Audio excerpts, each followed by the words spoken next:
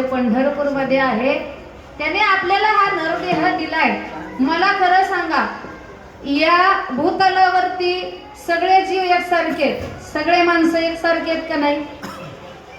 म्हणजे 2 हात, 2 पाय, 2 डोळे, 2 कान आहेत का नाही सगळ्यांना? क्वचित एखाद्याला अपंगत्व असेल तर त्याचे पूर्वजन्मीचे संचित पूर्वजन्मी पाप केले ते हे बहुविस्तारिले, म्हणजे पूर्वजन्माचं पाप असतं म्हणून या जन्मामध्ये फेडावं लागतं.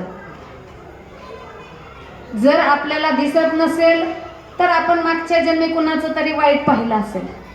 जर आपल्याला ऐकायला येत नसेल तर आपण कुणाबद्दल तरी वाईट ऐकलं असेल. जर आपल्याला बोलता येत नसेल तर आपण कुणाबद्दल तरी वाईट बोललो असेल. मी सांगत नाही, हे सगळं शास्त्र सांगतं. मुका झालो वाचा गेली,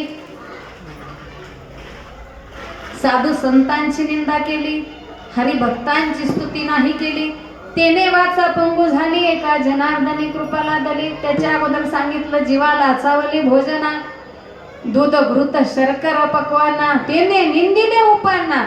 चांगलं खायची सवय लागली आणि मग घरात बनवलेलं खाऊ वाटतं ना महाराज, त्याला नाव ठेवू लागला.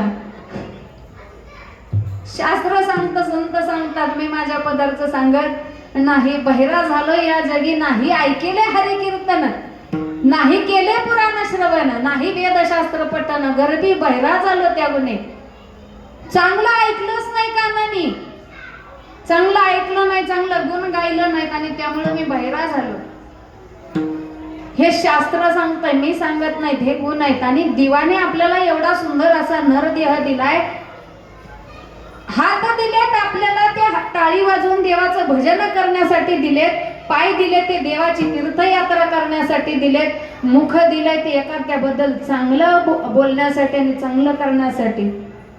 भला किसी का कर ना सको तो बुरा किसी का मत करना, फूल नहीं बन सकते तो फिर काटे बन कर मत चलना. जर आपल्याला एखाद्याचं चांगलं करायला जमत नसेल तर वाईट करू नका. एखाद्याच्या मुलीचं लग्न जमवायला जमत नसेल तर मोडायला जाऊ नका. करायचं असेल तर चांगलं करा, पण वाईट करायला जाऊ नका.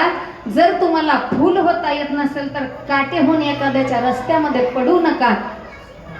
आणि म्हणून 6व्या प्रश्नाचं उत्तर साधूंनी दिली की या देवाने आपल्याला सुंदर असा नरदेह दिलाय.